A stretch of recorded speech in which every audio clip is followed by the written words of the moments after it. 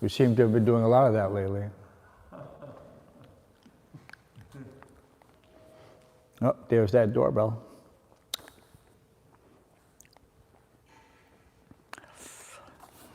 So we left off where only Guru Kripa was quick enough to catch some of the water flowing off Srila Prabhupada's feet as he was being bathed on the Bay of Bengal at Puri. Very famous pastime. As Prabhupada allowed the devotees to participate in bathing and gently massaging him, the devotees were carried away by ecstatic feelings. After about 10 minutes, Prabhupada came out of the water, changed his clothes, and walked back to the hotel, where two devotees escorted him to a comfortable chair, sat him down, and carried him up to his room for his afternoon rest. This is 1977, February. Prabhupada was already quite frail at this point. In the afternoon, Seva Shiva Rath came again to see Prabhupada, accompanied this time by another Puri Brahmana. They gave Prabhupada some Jagannath Prasadam and sang the Jagannath Astakam. In silent appreciation, Prabhupada listened as the Brahmins sang the famous prayers, with each verse ending, Jagannatha Swami Nayana Patagami Bhavatu Me. O Lord of the universe, kindly be visible unto me. When the two Brahmins finished singing, Prabhupada said, so these European and American Vaishnavas, they are hankering after Jagannatha Swami Nayana Patagami Bhavatu Me. Now it is through your intervention that they may be able to see Jagannath Swami. They are hankering like that. Jagannath Swami Nayana Patagami. Seva Shiva Rath again expressed his sympathy about the devotees not entering the Jagannath temple. He also told Prabhupada more about the book he had published, a compilation of selected verses from Jagannath Das's translation of the Srimad Bhagavatam in Oriya. Seva Shiva had also written some commentary, and his book was to be inaugurated at a function that evening. Prabhupada again promised to attend and address Puri's Brahmanas and religionists. That evening, Srila Prabhupada was a guest of honor at the outdoor pandal on the beach, and his disciples accompanied him to the stage with a rousing kirtan. Prabhupada took his seat. After the kirtan ended, one of the managers of the Jagannath temple came forward and garlanded Srila Prabhupada. Seva Shiva then announced, we thank A.C. Bhaktivedanta Swami Prabhupada, who has been kind enough to grace this occasion, wherein we have assembled this evening to pay our respectful homage to His Holiness Jagannath Das Goswami, who was contemporary of Lord Chaitanya. Suddenly, about 5 brahmanas sitting on a platform rose and walked off the stage to join a kirtan party in front of an altar in a nearby field. It seemed strange to the devotees that these men had to leave just when Srila Prabhupada was going to speak. I thank you very much, Srila Prabhupada began, but then the sound system failed. Srila Prabhupada paused while one of his disciples, an electrician, corrected the problem. Srila Prabhupada resumed speaking, his voice amplified above the distraction of the nearby kirtans. So in our humble way, Prabhupada was saying, we are trying to introduce Jagannath Swami's culture. Jagannatha Swami Nayana Patagami Bhavatu Me. Seva Shiva had invited Prabhupada explicitly to speak about his new book. And Prabhupada had already mentioned privately his disciples that these people were inviting him to serve their own purpose. But now Prabhupada took the occasion to speak about Lord Jagannath, rather than about the Oriyan Jagannath Das. He had a special message in mind. Prabhupada was so expert. You will be very much pleased to know, he continued, that in the year 1967, I introduced Ratha Yatra in San Francisco, and it has been going on continually for the last 9 or 10 years. And the government, they have fixed up a holiday for Ratha Yatra. We have the 20th of July as a government fixed up holiday for Ratha Yatra. And people take part in the Ratha Yatra. Not only my devotees, but even outsiders. 10 to 12,000 people attend, and we distribute prasadam to all of them. They feel very much obliged. And the newspaper writes that people in general never felt such ecstasy as they are feeling in the Rath Yatra festival. The police say that the crowds in the Western countries, as soon as there is a big crowd, they create disturbance. But the police were surprised that this crowd is not a window-breaking crowd. Next, we introduce Rath Yatra in London. And in London, Trafalgar Square. It is the most famous square within the city. There's a big column called Nelson's Column. Our Rath was so high that the Guardian newspaper criticizes Rath Yatra as a rival to Nelson's Column. Next, we introduced Rath Yatra in Philadelphia. And last year, we introduced Rath Yatra in New York. And we also have Rath Yatra in Melbourne and Sydney and in Paris. So in the Western countries, Rath Yatra is being introduced one after another, and Jagannath Swami is attracting the attention of the Western people. Suddenly, some of the men on the stage began talking loudly among themselves in Oriya. Prabhupada stopped, turned, and said, "What is that?" The talking subsided, and he continued. Anybody talking Oriya here? So people will come to your Jagannath Puri now from all parts of the world. That is beneficial from various points of view. From the point of view of the tourist program, the government will benefit. And when people are attracted to see Jagannath Puri, Jagannath Swami, that is good. But unfortunately, you do not allow these foreigners to enter the temple. How can it be adjusted? This stumbling block should be dissolved. That you want Jagannath Swami to be compact within your home, and you do not expand the mercy of Jagannath. He is Jagannath. He is not only just Purinath or Oriyanath. He is Jagannath. Krishna declares in the Bhagavad Gita, Bhoktaram Jagnatapasam Sarvaloka Maheshwaram. That is the definition of Jagannath Sarvaloka Maheshwaram. So why you should deny the inhabitants of Sarvaloka the darshan of Jagannath? Sri Chaitanya Mahaprabhu never approved of such things. Sri Chaitanya Mahaprabhu said, Prittivityatsi yatte nagaradigram sarvatra pachara haibe moranam. When the thing is being done and when they are eager to come here, why you should restrain? What is the cause? That is not very good. Srila Prabhupada ki. The nice picture of Prabhupada in Dallas, 1974, 75. And on right on the front cover there's VC. Nice devotee in Alachua.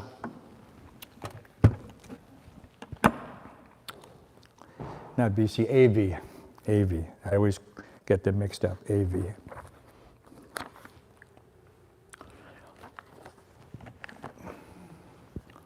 Om Namo Bhagavate Vasudevaya. Om Namo Bhagavate Vasudevaya. Om Namo Bhagavate Vasudevaya. Reading from the Srimad Bhagavatam, 3rd Canto, 5th Chapter, Text 3, chapter titled Vidura's Talks with Maitreya. Janasya Krishna Vimukasya Daivan. Janasya Krishna Vimukasya Daivan. Adharma Shilasya Sudukitasya. Adharma Shilasya Sudukitasya. Anugrahaya Charanti Nunang. Anugrahaya Charanti Nunang. Bhutani Bhavyani Janardanasya. Bhutani Bhavyani Janardanasya. Please chant. Janasya Krishna Vimukasya Daivan. Adharma Shilasya Sudukitasya. Anugrahaya Charanti Nunang. Bhutani Bhavyani Janardanasya. Asya Krishna Vimukasya Daivan. Adama Shilasya Sudukitasya Anugrahaye Charanti Nunang Bhutani Bhavyani Janadanasya Janasya Krishna Vimukasya Daivat Adhama Shilasya Subdukitasya Anugrahaye Charanti Nunang Bhutani Bhavyani Janadanasya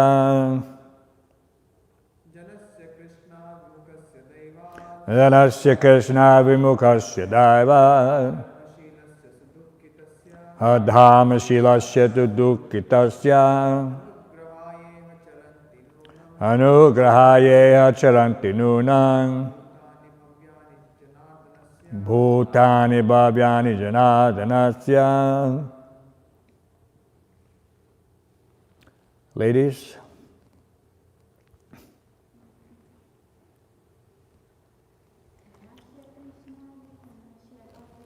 Janasya Krishna Vimukasya Daivat Adhama Shilasya Sudukitasya Anugrahaye Charanti Nunang Bhutani Bhavyani Janadanasya and Janasya of the common man, Krishnat, from the Supreme Lord, Krishna, Vimukasya, of the one who has turned his face against the Lord, Daivat, by the influence of external energy, Adharma Shilasya, of one who is engaged in irreligion, Sudukitasya, of one who is always unhappy, Anugrahaya, due to being compassionate towards them, Iha, in this world, Charanti, wander, Nunang, certainly, Bhutani, persons, Bhavyani, great philanthropic souls, and Janardanasya, of the Supreme Personality of Godhead. Translation and purport by His Divine Grace A.C. Bhaktivedanta Swami Srila Prabhupada. O my Lord, great philanthropic souls travel on the earth on behalf of the Supreme Personality of Godhead to show compassion to the fallen souls who are averse to the sense of subordination to the Lord. Purport. To be obedient to the wishes of the Supreme Lord is the natural position of every living entity. But due only to past misdeeds, a living being becomes averse to the sense of subordination to the Lord and suffers all the miseries of material existence. No one has anything to do but render devotional service to the Supreme Lord Sri Krishna. Therefore, any activity other than transcendental loving service to the Lord is more or less a rebellious action against the Supreme Will. All fruit of activity, empirical philosophy, and mysticism are more or less against the sense of subordination to the Lord. And any living entity engaged in such rebellious activity is more or less condemned by the laws of material nature, which work under the subordination of the Lord. Great unalloyed devotees of the Lord are compassionate towards the fallen, and therefore they travel all over the world with the mission of bringing souls back to Godhead, back to home.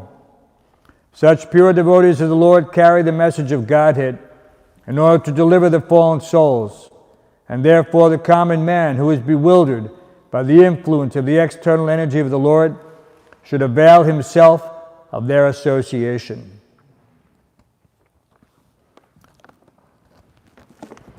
Om Jnana Tamrandasya Garanjana Salakaya Chaksuram Vatamina Tasmai Shri Gurave Namaha. Mukam karoti vachalam pangum lankayate garam yat kripatamaham bande Shri Gurum Dinatanam. So we're continuing a very interesting chapter. It's like the philosophy is being handed off. Sometimes you see in the material world they have something called a relay race. Everyone know what a relay race is? It's a team on a track. One man begins at the start, and he runs around the track one time, and then he catches the baton, hands the baton to another man who continues on like this until 4 circuits are complete. And the team that completes it in the least amount of time wins. It's called a relay race. So in this sense, we also have evam parampara praptim imam rajasyo viduhu. We have the supreme science.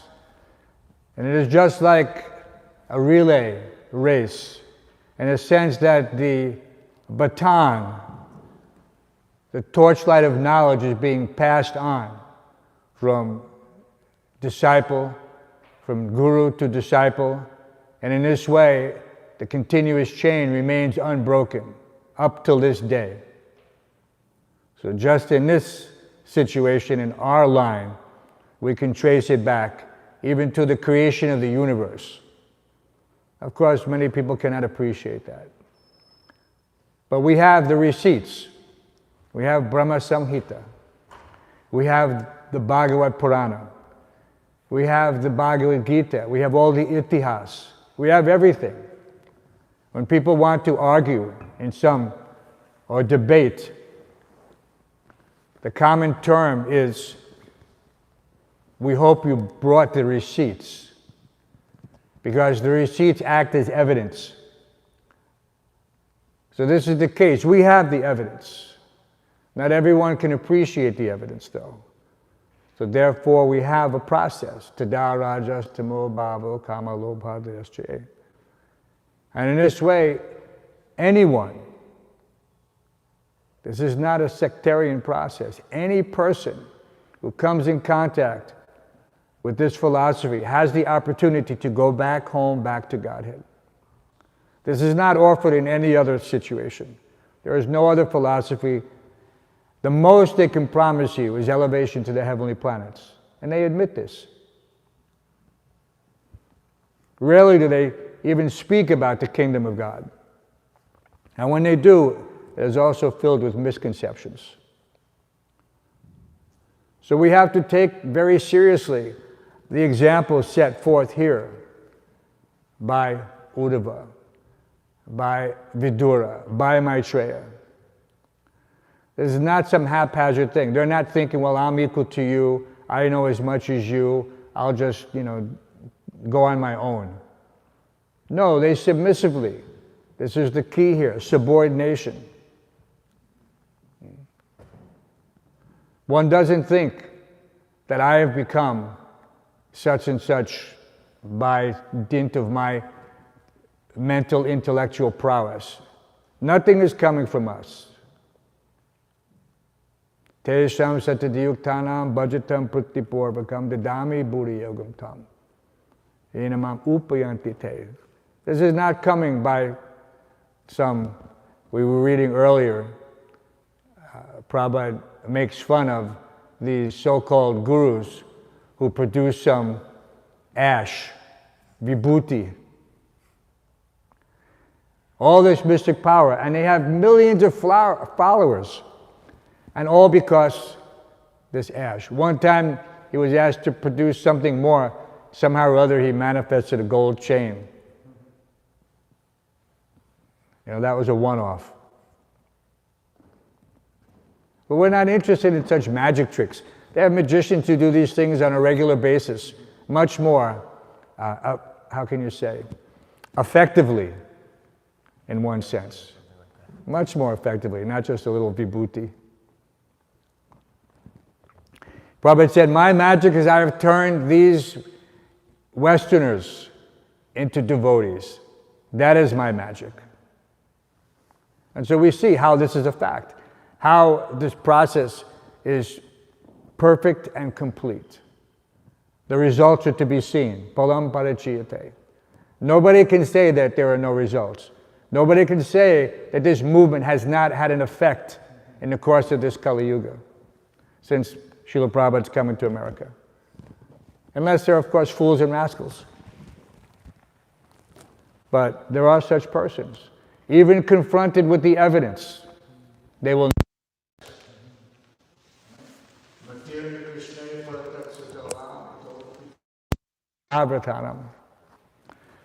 This, even by joint conference, Prabhupada uses that term. Even by joint conference. They're in the darkest region of ignorance, the dark well. And they cannot help themselves out. When you fall in a well, you cannot extricate yourself. Someone has to lower you the rope. And then you can pull yourself out. So we are in a very fortunate situation that we have been given every means available for the human to take advantage of this sublime process. There is no excuse to say that it cannot be done. I cannot do it.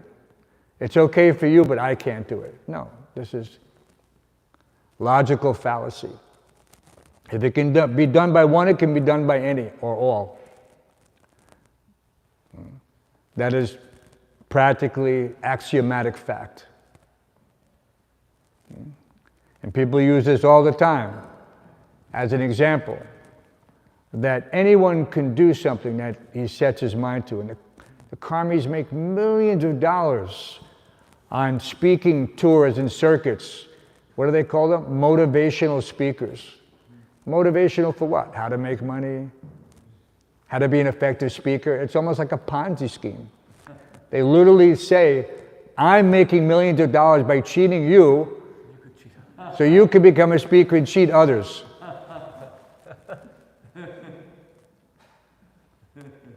And they have advertisements like this. You can do this also. I did it. You can do it also.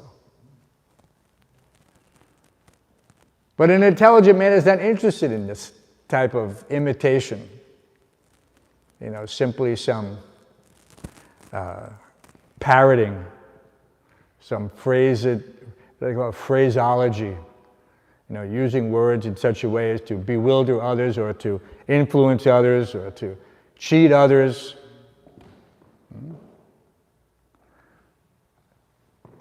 The word con man, everyone has heard the word con man? Con man is a person who cheats someone. In America, he's called a con man. But do you know what you know where that word comes from? Con? Confidence. It's that the person who gains your confidence. It's once they have your confidence, they can do anything. Put $1 million into my bank account because I'm your benefactor. And I will give you 20% interest. And foolish people, they fall for this every day. One person, P.T. Barnum, he has one very famous saying. You know what that one very famous saying is?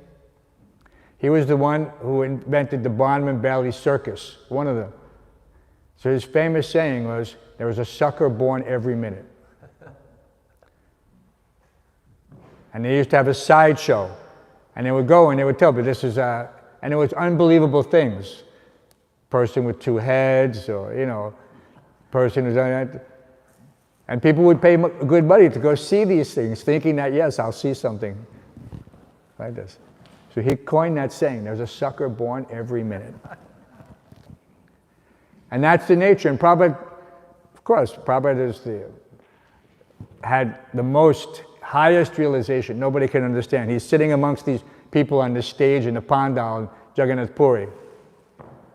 Can you imagine what a difficult thing it is for him to have to associate with such persons? But for preaching, he did it. Right? So we're in awe of Srila Prabhupada's ability to utilize a situation. This is the expertise. How to utilize something in Krishna's service, yukta raga uchate, and turn it around. And co-opt it, actually. And of course, they were discussing the stage. They were a little concerned. They were a little angry. But what can they do? Prabhupada he said, cheaters and the cheated. And nobody is a greater cheater than Krishna. You cannot cheat Krishna. So Prabhupada also knew how to. These people were trying to cheat us, and he cheated them. They were trying to use us to exploit because wherever we go, we attract people. They call us to have kirtan, not because they want to hear the holy name, but because they know it will attract a lot of people. And then they'll do their own program. And probably we saw that the other day in the calendar when I was passing it around in the residence list. It says, we are not musicians. We are not musicians that you call us to play for some program. No. But people to this minute still think that way. That let me invite the Hare Krishnas and we'll advertise them and people will be attracted and they'll come and we'll do our thing. So we have to be expert that when that takes place, if it is a suitable situation, that we can exploit it. Like we bring our book tables. You know, not a problem. We'll go, we'll chant the holy name and bring our book tables. We went, one place invited us, and then they said, but we don't want you to chant Hare Krishna. We just want you to play music. Literally, I mean, they asked that. And of course, we have so many other things to do. This was not something that we had to do. But when necessary, we have to be able to adapt. It was like yesterday was a good example, and Chaitanya and Dylan and all the boys, and they knew that, oh, look at this program. All this custom made. Too bad we didn't know about it earlier. We could have sold many, many more books. So we have to be a little bit up on these current events. I think I previously forwarded someone the link that shows all these events. There's a huge calendar.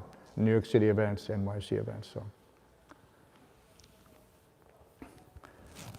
So this, but the fact that these instructions are so confidential that no one could hear them. That bell is ringing again. That nobody could hear them. Nate's got it. Okay, see, he's dressed for it. Got his running shorts on. That's good.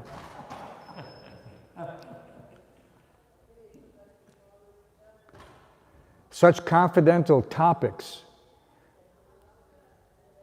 And we're the only ones, technically, that have access to this information. So we should be very grateful and carry it with care. Just like when someone entrusts a secret to you, you have a certain obligation. And that obligation is to treat it with the utmost respect and confidence. Not like the con man, confidential man, to cheat someone, to exploit it. Because some people do that also. You see, I have a great secret, but you have to pay me a lot of money, and then I'll reveal that secret to you. Right? That's how people sell their wares, their goods on the internet. They give you some little teaser and say, I can tell you how to make $1 million, I can tell you how to lose 100 pounds, I can tell you how to become this, it's all that, but you have to scroll through 12 pages, but the bottom line is, and just for you, for clicking on this, you can get 3 for the price of 1. They're very expert. We also have to be very expert. We have the most confidential knowledge. That's the point. Vidirajagoyam pavitramidamuttamam pratyaksavagamam dharmyam susukam kartamavim. This knowledge is the king of education, the most secret of all secrets. It's confidential knowledge, pure knowledge, because it gives direct perception of the self by realization.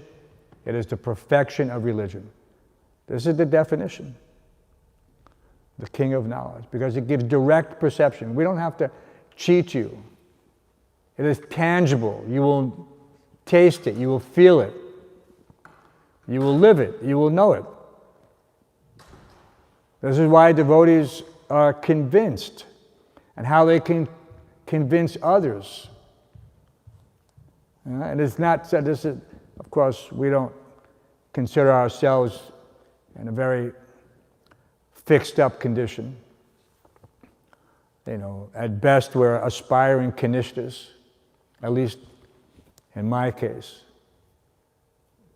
But the point is, one is understood to be in a situation based on his ability to discuss the philosophy in such a way that he is convincing others, not that he is being convinced of some opposite argument. So we'll see sometimes that new devotees get very easily bewildered when they run across some expert Christian preacher, or any expert preacher, whether it's Christianity or Islam or whatever, atheism. And they, so they have to, and the only way is pratyaksha bhagamam dharmyam. Is there has to be this realization. Because without the realization, it's just like if you're teaching someone in school the medical theory, you can read all the books you want, but until you get hands-on training, you cannot act as a surgeon. And they don't let you teach on actual patients. You have to work on the dead bodies first, the cadavers, because you can't kill them.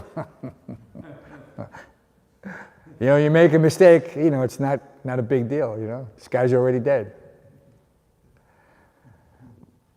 But you have to work for years to become an expert surgeon. And that means working on the live ones too. And still sometimes they kill someone. Medical negligence.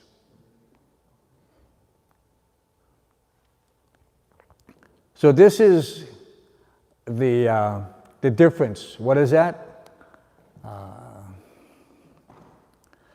Samo damo tapaso chamasantir arjivam evacha jnanam vijnanam sahitam brahma karma subhavajam. So the Brahmins have gyan and vigyan, not just gyan. Gyan is not very useful. Like I say, anybody can be book learned, book wise, but it cannot be realized wise without practicing this sublime method of self-realization. And we see that. There are so many scholars who study the Vedas, but they can't preach, they can't convince anyone, neither do they have any real intention to do so. But they teach it all the time, oh yes, and they're very into the minute details. They can give you the etymology for every one of Vishnu's 1008 names. But they have no understanding of who Vishnu is, or who Krishna is. Vedanti tat vidat tat pamyad jnanam advayam brahmeti paramatmeti bhagavan iti shabdite.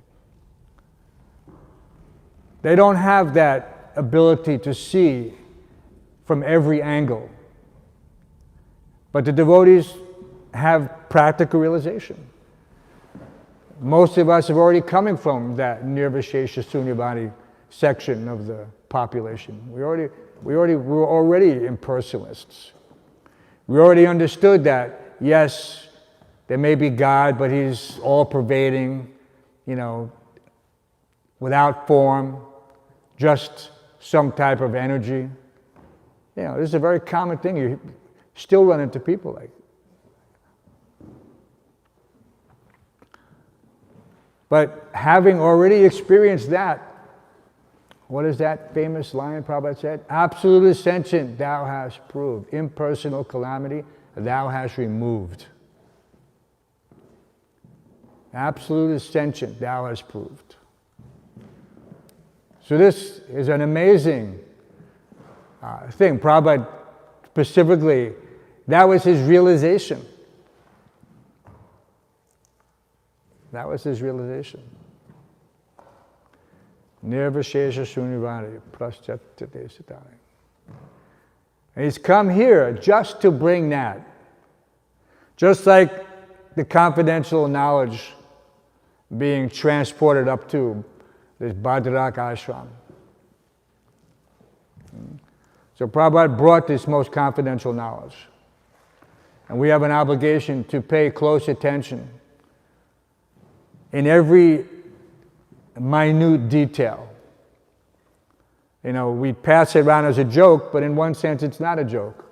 A devotee asked Srila Prabhupada one time, how does one become Krishna conscious, successful in Krishna consciousness?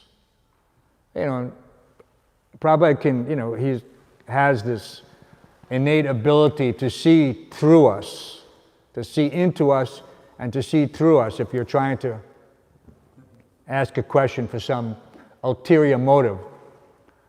You know, the devotee is obviously expecting a very philosophical response, asking the pure devotee, the Jagat Guru, how can one achieve success in Krishna consciousness?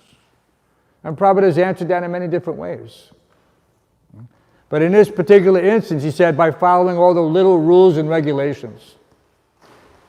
By following all the little rules and regulations. But they're not little. No meat eating, no intoxication, no illicit sex, no gambling. Chant 16 rounds. But this is where it starts. And so he's telling this to, well, who knows what, you know, that person's identity is not revealed.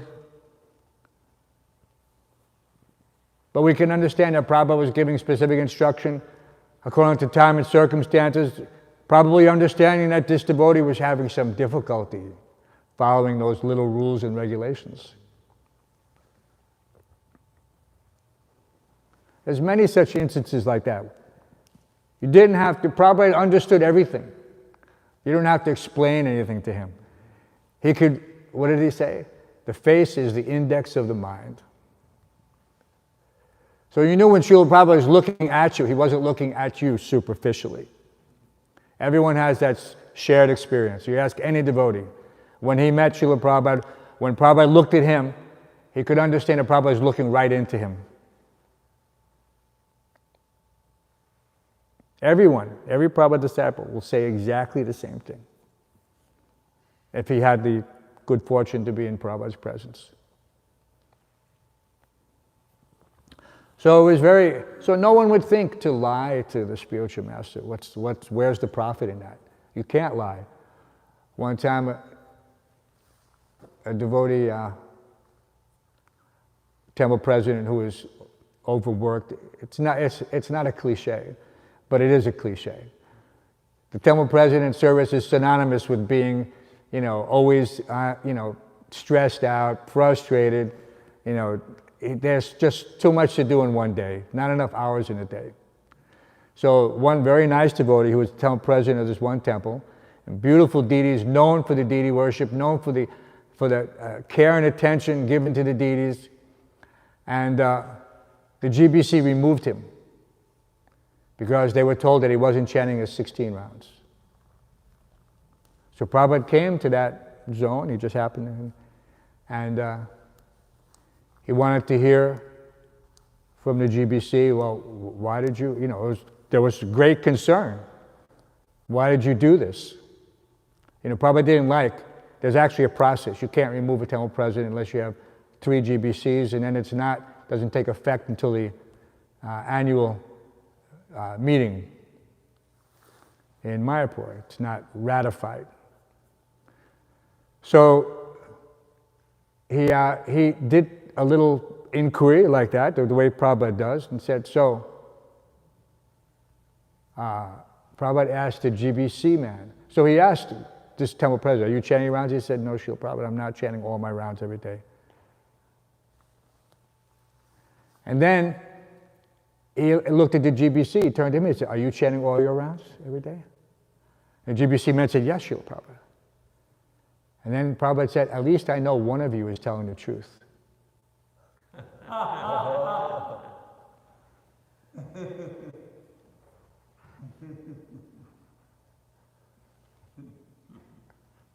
So you cannot fool Prabhupada. So the bottom line, ultimately, is that don't squander an opportunity. If someone comes and gives you $1 million, you know what happens to all these people who win the lottery? $80 million? They're penniless in 2 or 3 years. Penniless. The worst possible thing is to give a person something that they cannot handle, that they have no knowledge how to deal with. Especially if a person comes from a situation where they never had to handle money. You know, the correct thing would be to do is immediately hire someone who's a professional, financial advisor, whatever. What should I do with this? How should I handle this? You know, but they don't. And so they squander it. This is where the term squander comes from, literally, in that sense. To take something valuable and to misuse it and lose it. Right? They have that same saying. It says, it's the same thing with knowledge. Same thing with so many things. You'll hear that term applied to many different situations where they say, use it or lose it. Use it or lose it.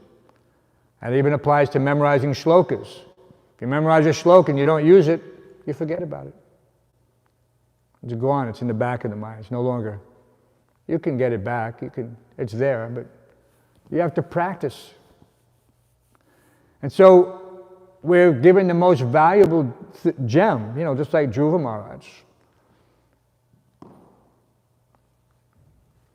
Swamin Kritata Smi Varam Nache. That I was looking for glass. You know, baubles, you know, like fake jewelry. They call it costume jewelry.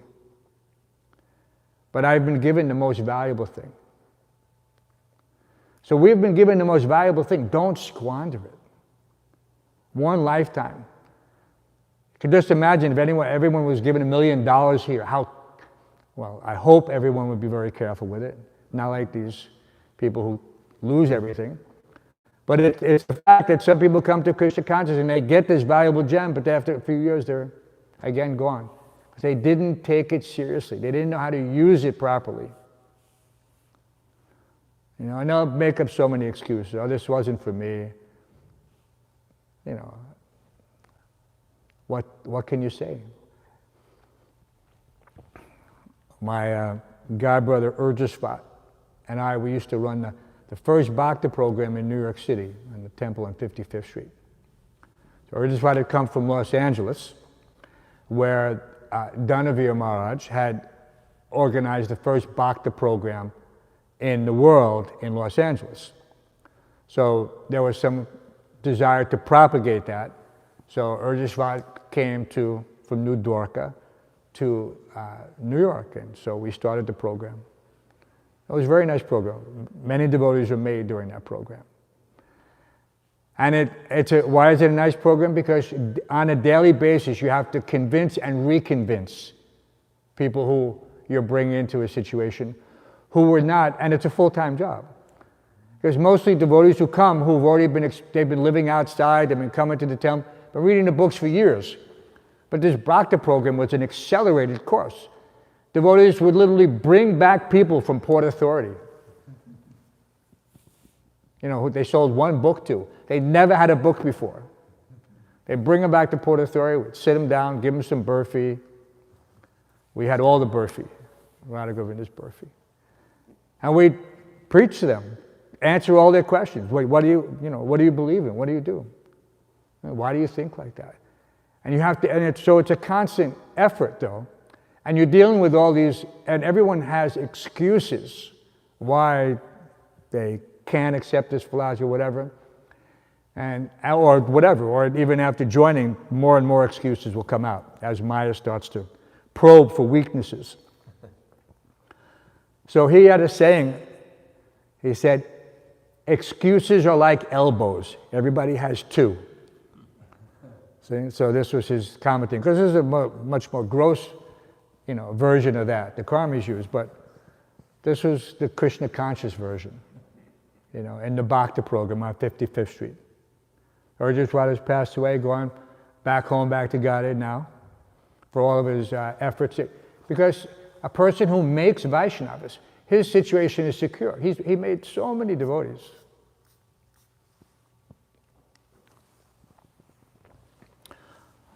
So it's getting a little late. We'll read the translation again. O my Lord, great philanthropic souls travel on the earth on behalf of the Supreme Personality of Godhead to show compassion to the fallen souls who are averse to the sense of subordination to the Lord. Chaitanya? You sure? Okay. Any other questions? Yes, Maharaj. Thank you, Prabhu.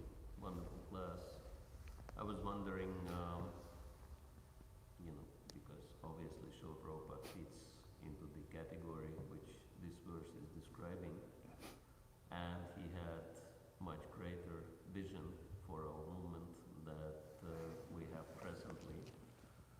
And you were mentioning that we need to become experts in so many things, but unfortunately the reality is that at the moment we don't have that many experts or influencers in our movement, which is not really allowing us to grow rapidly. Yeah. Fulfill Srila Prabhupada's vision. So we can see that Srila Prabhupada used influencers and celebrities like George Harrison Yeah. for the movement. So would you share any thoughts? Because New York is the most important city on the planet, and we have all the opportunities here. So maybe you have some vision how we could accelerate the fulfillment of Srila Prabhupada's vision here. We have to accelerate our sincerity. We have to. It seems unlikely that a lone Indian sannyasi could cross the ocean and come to New York and start a worldwide movement. But it's happened. It's documented. It's historical. The man, the mantra. Everything is there. Our primary duty is to become pure. Because to that extent, we'll be able to influence others, if that's the criteria, to influence someone. Because superficially, you may be able to capture someone temporarily. George Harrison was captured permanently, not because of the devotees who cultivated him, because he met Prabhupada, and because he read Prabhupada's books, and because he took up the chanting seriously. Because if you just get some celebrity, momentarily, you might get a photo op. You're standing there holding a Bhagavad Gita with the President of the United States. Nobody will see that for very long. It doesn't have. But if you can convince, because we don't know who it is that's coming. This is the thing. Just like I remember when my god brother Sadhaputta first came to the temple. And he was just a very simple, humble soul. You would never know that this person is a genius. A bona fide genius. And if you read his books now, you'll think, who was that person? Somebody that Krishna sent. And we were washing pots together. You can't imagine the situation later. And we remained fast friends, but not on a level of this awe and reverence. And you can appreciate just from that simple example how it is that such a mentality would destroy a relationship. You can't have that with Krishna also. You can. We all have it in awe and reverence. But on a higher level, it's not really a relationship. And so when you have these friendly dealings amongst devotees, they're a reflection. We can understand how we can influence others through our genuine behavior, not by some artificial attempt to try to, present ourselves as something we're not. You will meet that one person who will be able to influence millions. If any place it happens, it could happen in New York. And devotees have done that before. Some of our God brothers have met people who have influence who are doing amazing things, in UK or in India or this place or that place. And it's not being done by, like I said, by trying to cultivate them on a superficial level. We would love everyone to genuinely be involved in Krishna consciousness, but we don't want to become celebrity handlers, where I'm just making arrangements in order to have a person show up just to exploit their so-called celebrity.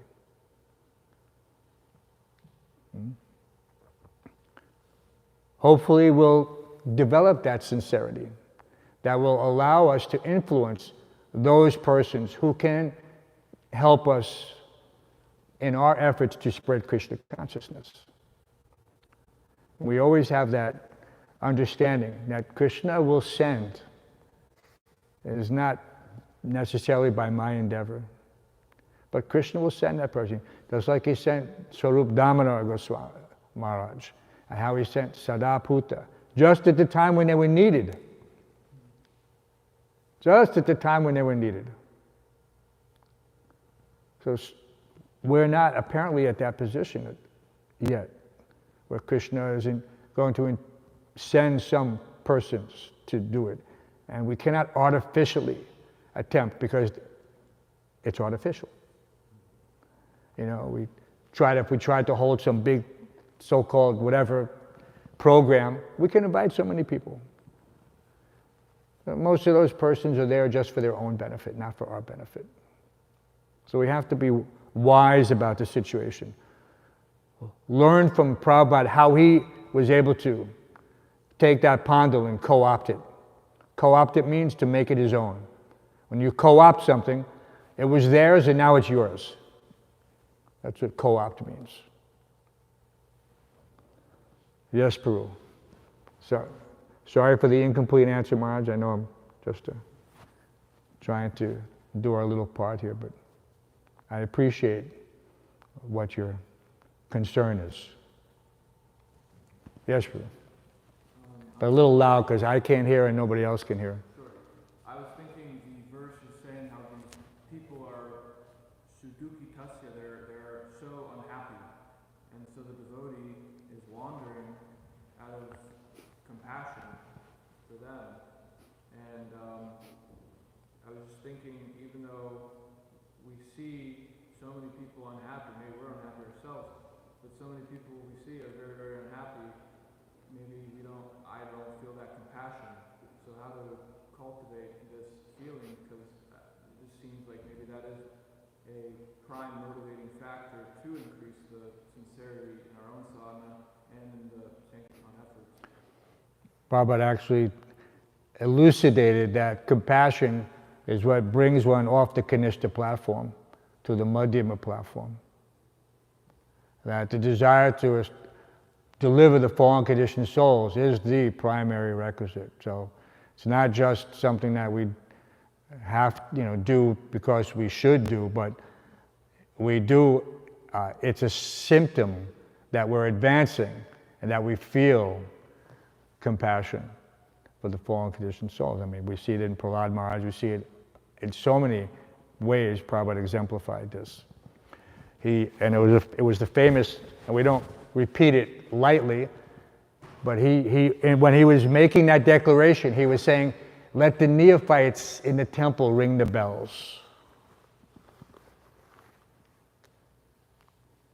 So that was coupled, and that's a very strong statement. Because our duty is to go out of the building and preach. That is our duty. And it's not that this is for neophytes.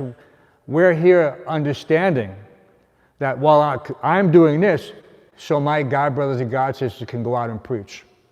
Because the deities are here for them who are also being energized in their association. So this is a reciprocal situation. One does not exist without the other very long.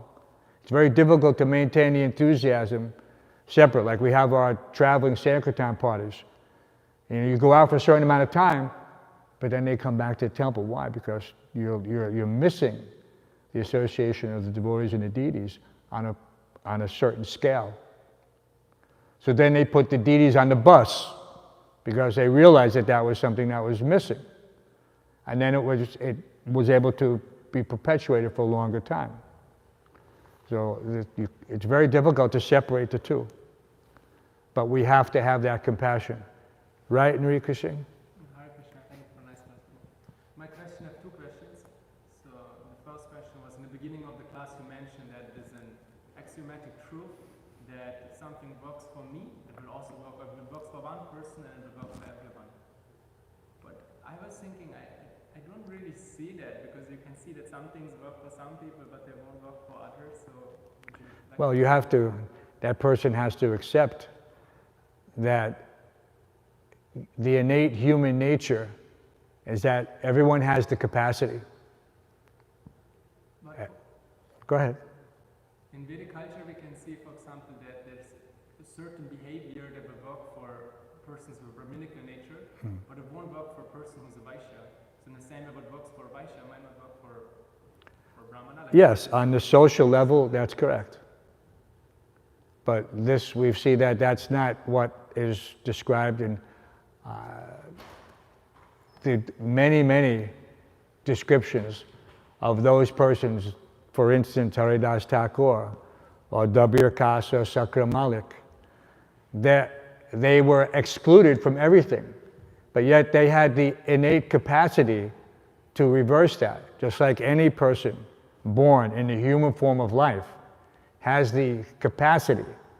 Now, if someone is limited due to a situation beyond his control, like he's born with Down syndrome, where he may not be able to fully understand the philosophy, that's something beyond his control. But any person in an audience who has the capacity to understand the ABCs of spiritual knowledge in a very rudimentary form can also attain the higher situation. Otherwise, what is the meaning of the parampara if not that one person?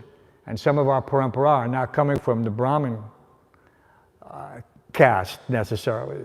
This is, so how do we justify that?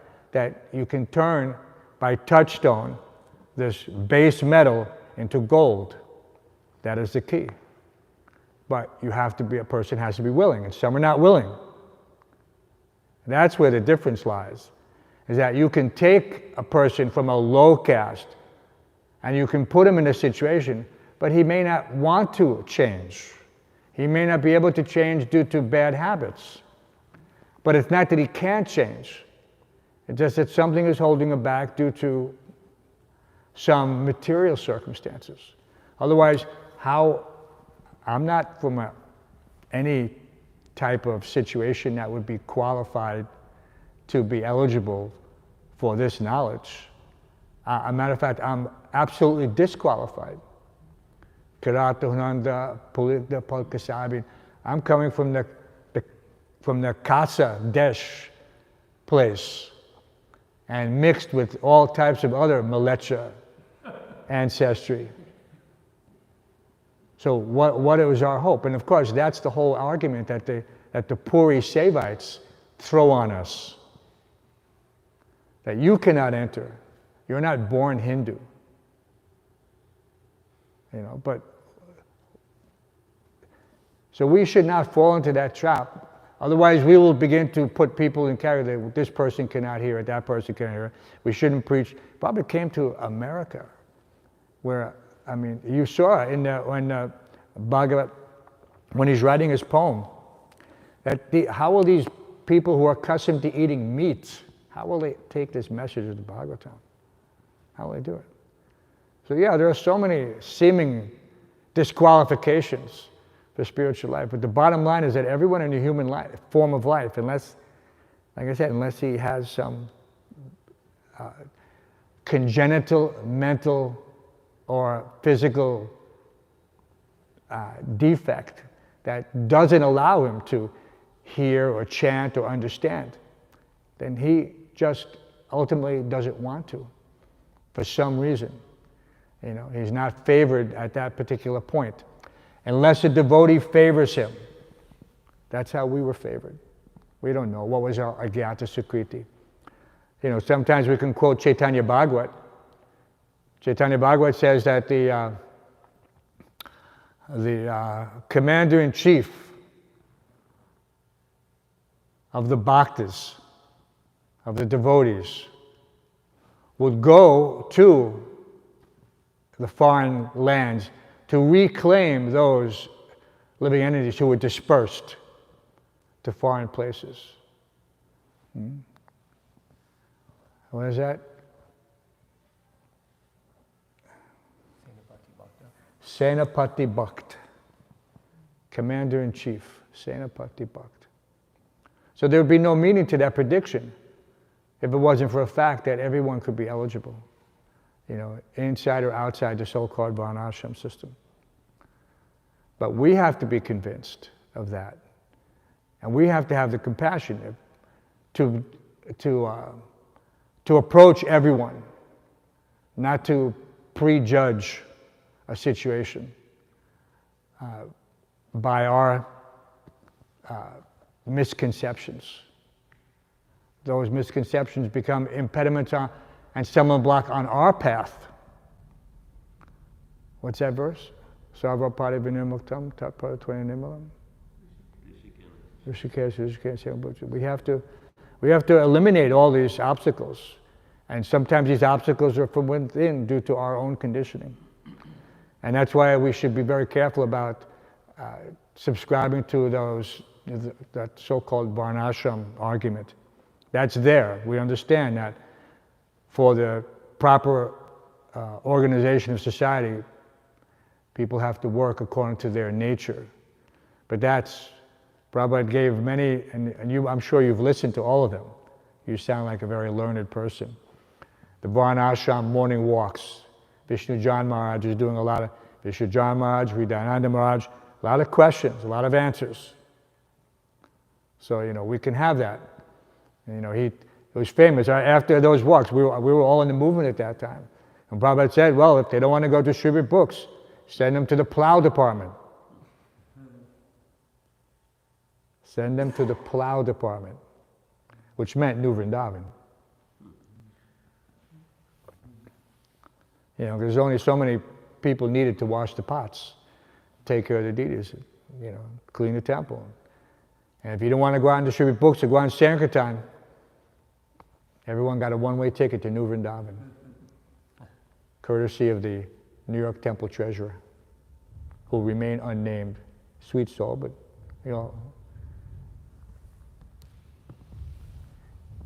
it's getting a little late. It's a Ekadasi, of course, and I have a conference call shortly. Any other questions or comments or concerns? Please forgive me if I've offended any of our listeners in any way, shape, or form. Due to my, poor fund of knowledge, it's quite possible.